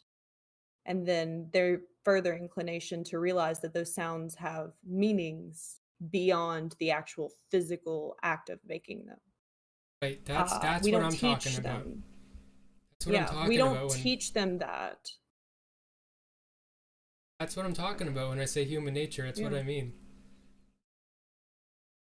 So you're equating human nature to essentially the biological act of reaching out.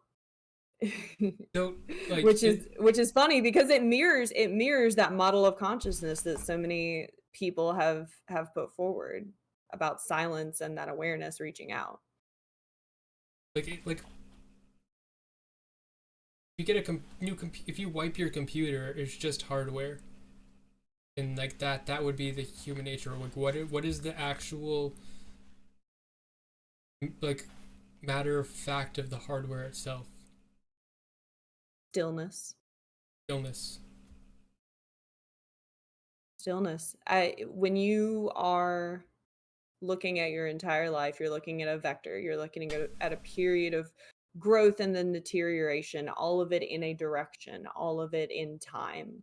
But when you uncover some of the more beneficial aspects of things that I think we should frankly teach in schools.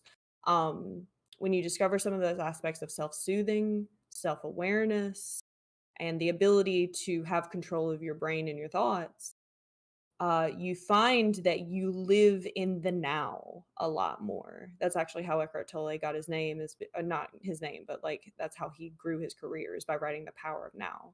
And it's the series of pragmatic meditative practices based on the Buddha, based on the Dalai Lama, that enact that silence and that stillness. And You know it what? I completely disagree.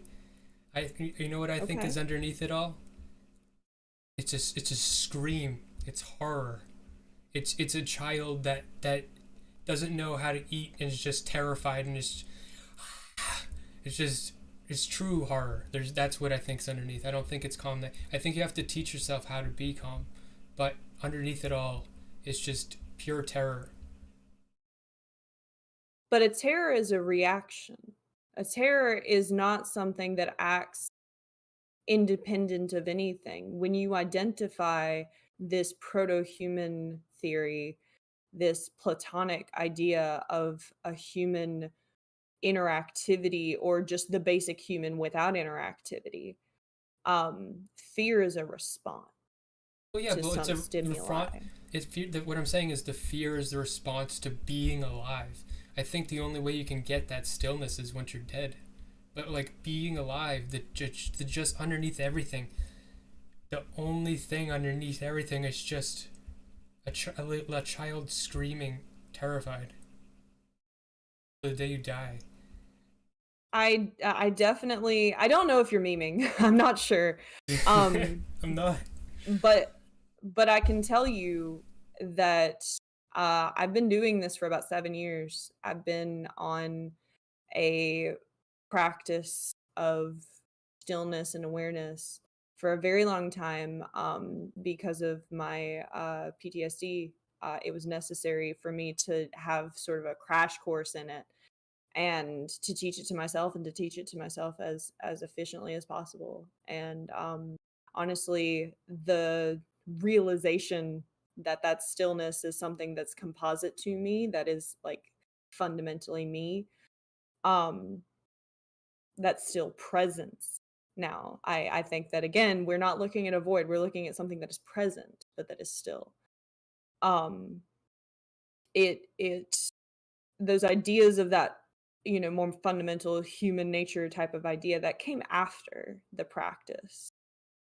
um but the practice itself is very effective and does in fact turn off the screaming, because I know the screaming you're talking about. I would approve. I would approve. I Yeah. disagree, but I think that your philosophy sounds a lot better for you. I don't know if it's Yeah. good to. No, maybe it is good to reach down underneath and just scream. And you're allowed to scream, like, in fact, it's funny, in the Bible, in plenty of different, you know ancient religious texts, but especially in the Bhagavad Gita, it is emphasized that the first thing was a word. And what is a word? That's essentially a meaning being pushed out, right? And I find that to actually, in my admittedly self driven research of things like the physics of the beginning of time, the idea of that outward push of something that means more than what it physically is, like that seems pretty poignant and pretty actually descriptive. um because we live in this, if I could just go off on this for a second, we live in this physical world that is overlaid with almost a hologram of meaning. We use physical actions to depict something that doesn't actually exist. And so we live in this sort of mesh of the physical and the idea.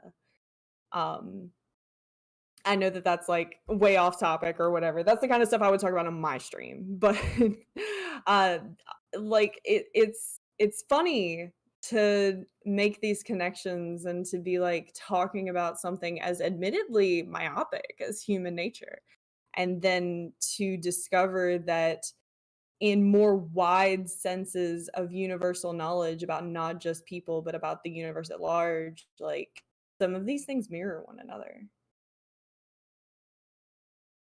Yeah, yeah. Well, you said you were going on a tangent, but it seems like it's related to what you were saying before. Yeah. No, sorry, I didn't know if the part about the universe and the overlay of meaning was gonna mean anything to you. No, no, that makes total sense. Yeah, I think the Yeah, overlay dude. of meaning is almost everything that we know, and I think we disagree, and that's okay. I think that underneath that layer of meaning is I don't think you can just be a physical presence. I think that you're stuck in your human condition. And I think that without all the meaning, without any of the stimulus, without all of our projection and um,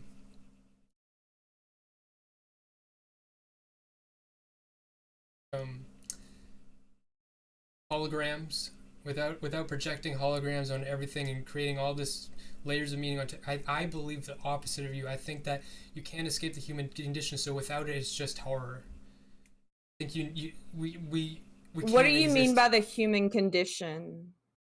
Like, so like Jeannie, like this girl that was raised like as a feral human, like barely had any stimulus whatsoever, and it's just an existence of pure horror.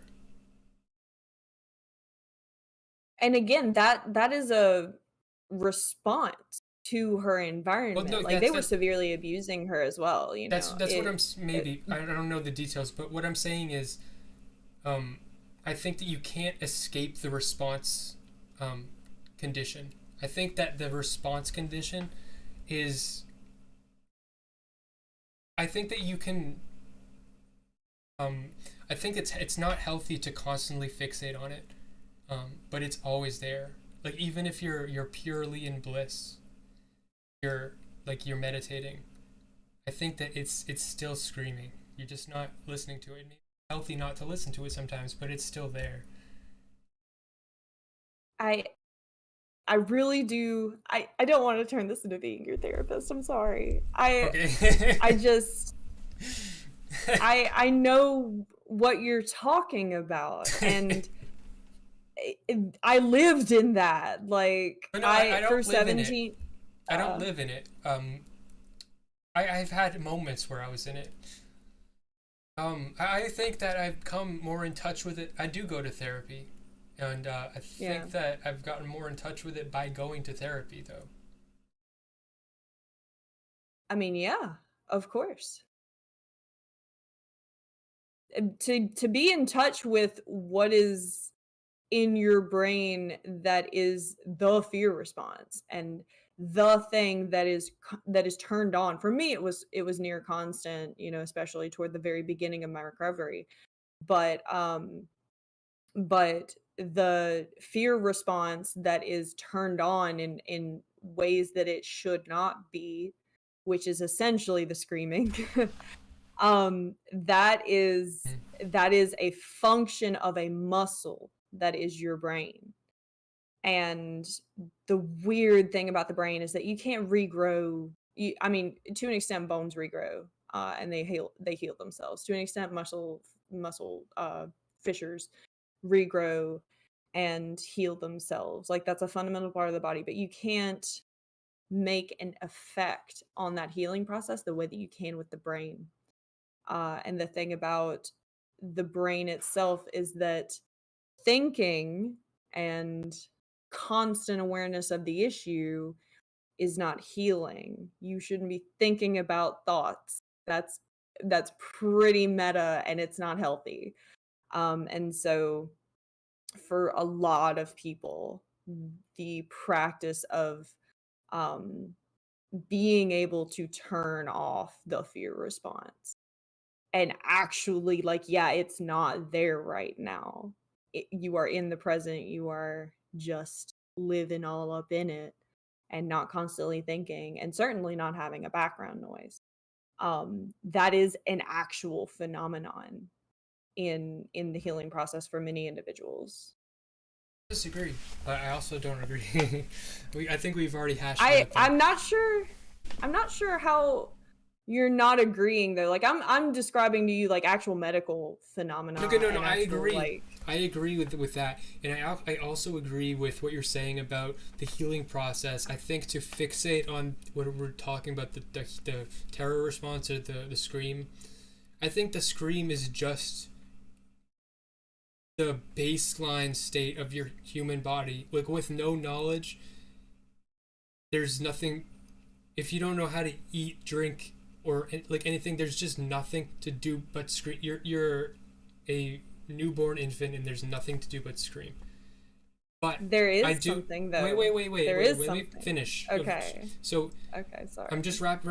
to wrap it together. Where I do agree is that I think that in like as much as your brain is like a muscle and you're healing and stuff, I think to focus on that is to not focus on that is going to allow you to try to control where you're developing your brain and where you're healing and stuff. But I think that so especially if you have some kind of trauma to deal with, that's probably like critical. Especially like so I think I believe that in the case of like PTSD, you're ripping away a lot of it reorganizes your brain such that like all of your social conditioning and stuff is just like gone and you're just like the screaming child, like it's just there now, you know. No. No, PTSD recovery for me. was in fact like, yes, a lot of actually looking at my problems like that's a tool. You know, your brain is a tool at the end of the day. It's not you. You are the consciousness that lives within all of it, and that's not really something that we can identify as positively physical. Um, the PTSD recovery program was very much focused on building skills though, and part of those skills were taking control of the brain in ways that not only organize thoughts but also that turn them off and silence them. It did not, it did not revert me. It was a, it was a reorganization process. No, no, I completely agree with what you're saying. What I'm saying is the revert would be the opposite. It would be to go towards the terror. I'm saying that you have to build upon the terror to get to the place of calm. Yeah. Well, I did want to say one thing, like Sorry. something that you said earlier was that there's nothing but the screaming at the beginning, at the proto-human state. Yeah, yeah. But something that infants do just as much as they scream is they listen. They hear their environment very well even when their eyes are still developing. Like that's one of the most fundamental aspects of being an infant is listening to things. And reaching out and feeling different things like but it's all about taking in your environment, I think, to sort of, you know, absolutely disagree with your assumption that or your assertion that screaming is the most fundamental. I think listening and reaching out is the most fundamental. That's the knowledge a priori. You don't know anything else. You don't know language. You don't even know what to listen to. You don't know what to touch. You don't know how to scream properly. So you just scream in the most horrific way possible. But all of those things that we do as infants, all of those most fundamental aspects of our Are behavior acts of are a reaching out. form of reaching out. Yeah, I do not disagree in any way. I think I completely screaming, crying. Crying is you cry to get someone's attention. The reason we developed crying, like I don't you think there's not many people that would argue with me that crying is a mechanism we've developed through evolution to as a Hmm. communication skill. Like anybody that nobody would disagree with that. But so No.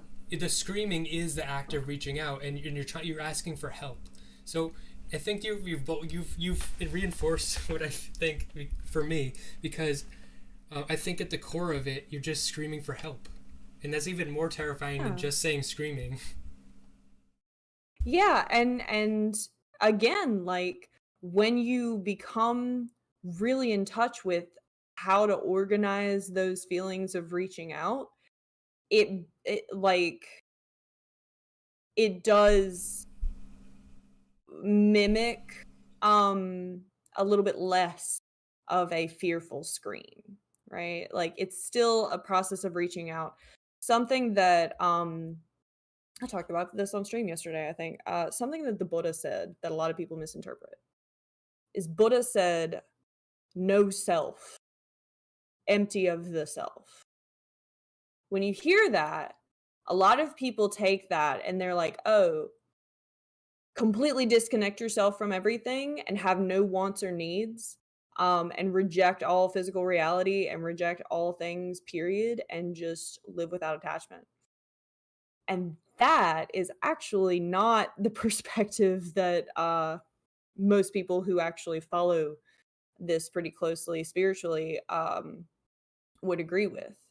Because in fact, what Buddha was saying was empty the self so you can be full of everything else.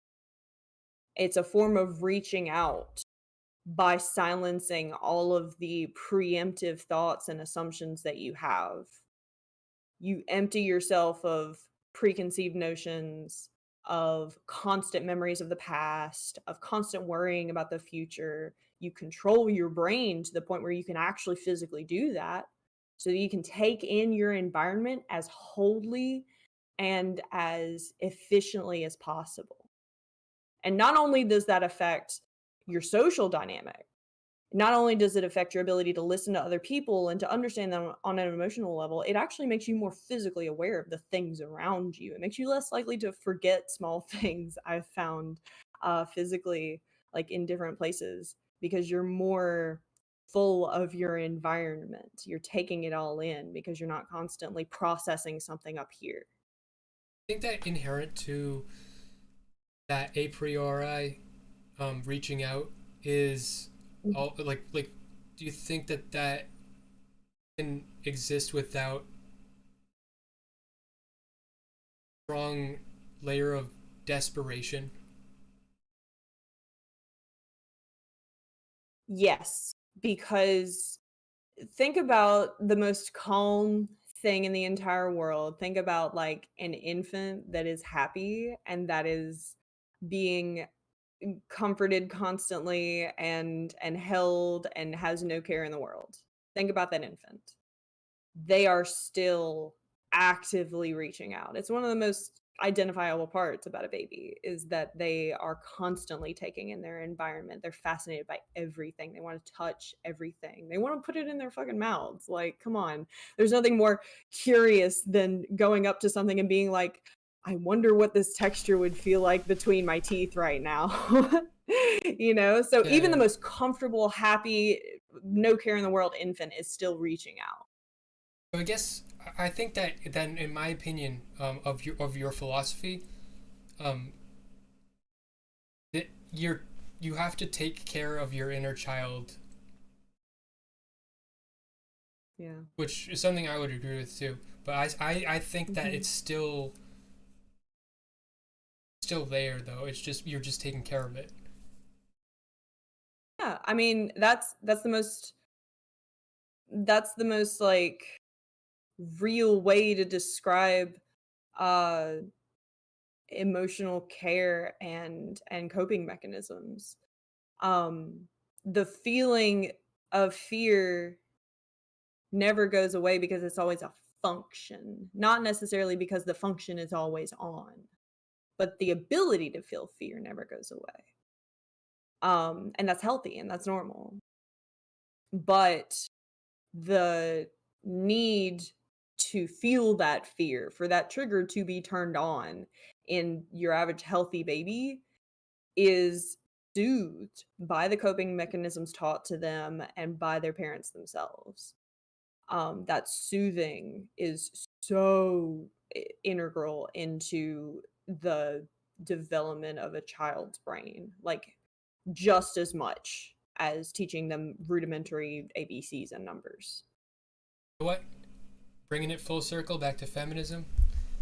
I think that if we want to, because feminists love to talk about how we need to fix men, what I think we have to do to fix men, we have to them like children a little bit. Ooh, spicy. I want that. Spicy. I want society to parent me more.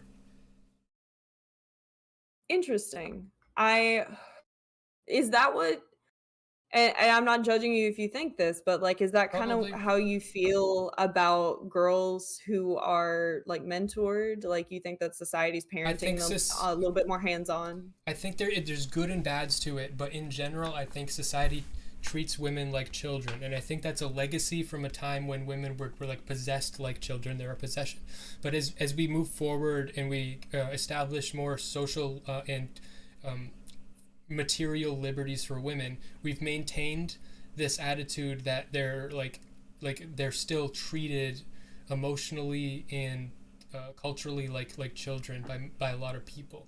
And so, and when I say treated like children, that comes with a lot of benefits, and I think that a lot of those are very good things, like and they're nurturing and caring. And I think that when we blame men for issues, I think like just saying you need to change. No, I think we actually need to nurture them more. I think that part Argue that with you that nurturing them that mer I'm not gonna argue with you that nurturing men more is a positive.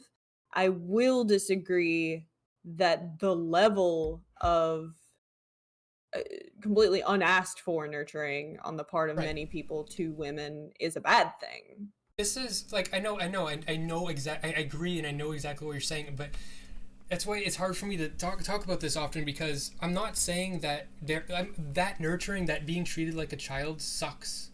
There's a lot of things that absolutely suck about it, but there are good things about it too, and there are very good things. But overall, if you're always treated like a child, that's horrible. But like being treated like a child is extremely good for you. It's if I could parse it out a little bit, there's a lot of different things that are implicated when you say being treated like a child. Things like assuming that you don't know something or Yes. a or physically trying to be domineering in a way that is unwelcome to your average adult. Those are all aspects of being treated like a child that are highly negative.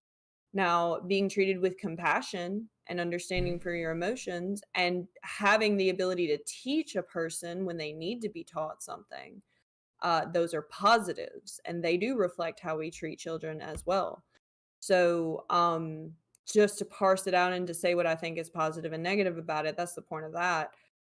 The overall lesson that I'm taking from this is not to teach people, not to treat people like children. It's more so to have an attitude. And I think that we're seeing this attitude grow more and more as the 2000s go by.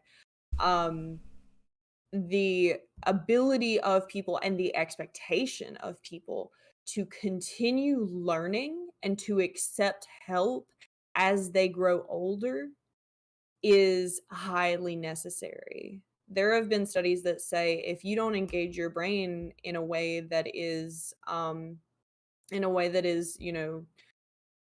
what's the word, challenging on a regular basis, you are more likely to experience not just brain deterioration later in life, but also a stunting of your intellect and your actual ability to learn new skills in midlife. And brain elasticity just in general, very healthy for people, and it's primarily from learning, and we learn from others who are compassionate enough to teach us. So not Yeah. only is teaching compassion to people necessary, but it's also taking it upon ourselves to learn things. On ourselves, yeah, but I mean that's just the standard for men is take it upon yourself no matter what. Always take it upon yourself. Always take it upon yourself. No matter Hmm. what it is, always. And we're encouraging women to not take it. We're encouraging women to take it upon themselves too, which is good. But they also have the option to, take a step back. Like I think that if you want to have like a healthy relationship, sometimes you have to be the parent and sometimes you have to be the child. Like you're freaking out, you need your partner to take care of you. Like but like so both parties in the relationship sometimes have to take care of the other one emotionally. And sometimes you need to be taken care of. I I definitely see the comparison you're making. Um, it's my just general opinion that taking care of your partner in a parent-child dynamic is very different and often way more negative than learning proper partnership Wait, emotional then you're connectivity. not getting what I'm saying then, because what I mean probably is No, we're not. I understand. I'm just nitpicking basically. When I say parent and child, what I meant was the screaming child we're talking before. Like when you're meditating, you're taking care of your child in order to like for it to be calm, and then it can just be reaching out without screaming. So in the same way, so like you're parenting yourself when you do that. So it's not like a power situation exactly. In the same way that you can parent yourself, sometimes you have to parent your partner. Like yeah.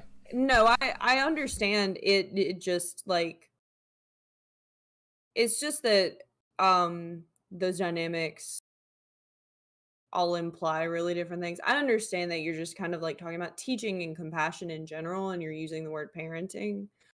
Well, wait. Um What one and big I'm component of that is so like so say we're in a fight, we're dating or whatever, or doesn't have to be you. It's just get weird, but like say Yeah. I'm dating someone, okay, and we get into a fight, and my partner gets way more emotionally dysregulated than me, and I'm way more calm and way more like able to. I'm just not emotionally dysregulated. Um, Now it's like, okay, well, I'm able to take care of them right now, so I'm gonna like my emotions are gonna take a back seat, and I'm gonna take a step forward, and I'm gonna be like, okay, I'm gonna take care of you right now. So like when you're being a parent, your what matters to you, your feelings, your emotions, get put in the back seat. When you have a kid, like sometimes you might be freaking out, but it doesn't matter how you feel. You have a job to do, and you have to take care of your kid. And same thing with your partner. Sometimes if you're in a position where you can handle it, you just have to take care of them and forget about your emotions. I think that should happen both ways. Yeah, yeah, I definitely wouldn't consider the way that my partner and I and all of my healthy partners and I have emotionally regulated one another. I wouldn't consider it parenting at all. I may have, you know, uh I may be just being semantically nitpicking here, but again, like I have observed the parental dynamic to be much more self-sacrificing than I think a partnership dynamic should be. And I've definitely not observed that I parent myself in efforts to soothe myself. It's just a fundamentally different thing. I see parents as essentially giving up their lives as individual people, whereas I don't see that in a healthy partnership dynamic. And it may be entirely different for other people, but the partnership dynamics that I respect and that I trust and that I'm a part of, we don't parent one another.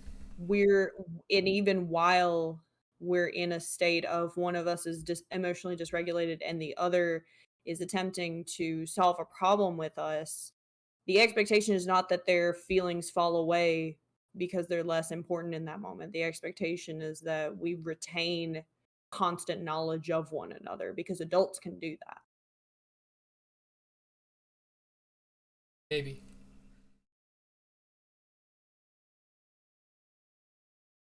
I often, when I have this type of discussion, I feel like I'm often saying the same thing as someone else, but I just frame it a very different way. And I think that mostly we agree, but we're just Yeah, our attitudes or our framing is very different. yeah. No, you're saying basically the same stuff. It's just that, like, especially, if this were just a conversation that we were having casually off stream, I would probably be more resigned to being like, "Oh, that's just what you mean." But when I come on a stream Yeah. and I'm analyzing something, I for the sake of the chatters, for the sake of people who want to learn something from the stream, I want to be as specific as possible about where I see differences in things and where I see something like a an adult relationship being compared to a parent and child. Like, that is something where I fundamentally disagree on an intellectual level.